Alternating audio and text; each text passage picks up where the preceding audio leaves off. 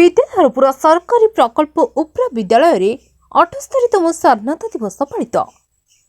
जाजपुर जिला बड़चना ब्लॉक नेलिया पंचायत विद्याधरपुर सरकारी प्रकल्प उच्च प्राथमिक विद्यालय पक्षरु 78तम स्वाधीनता दिवस पालन करा जायतिला।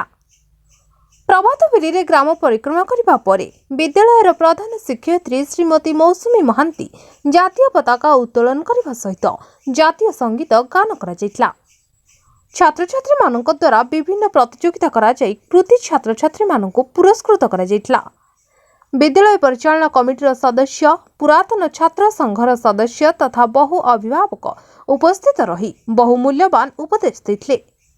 जिला स्तरीय साधारण ज्ञान प्रतियोगिता रे अंशग्रहण करी प्रथम स्थान हासिल करिथिबारु आशीर्वाद नाथंको विद्यालय पक्षरु संबर्धना करा जायतिला।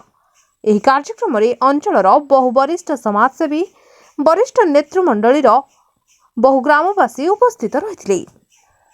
चंडीखोलु Rashmita Behera report the news today.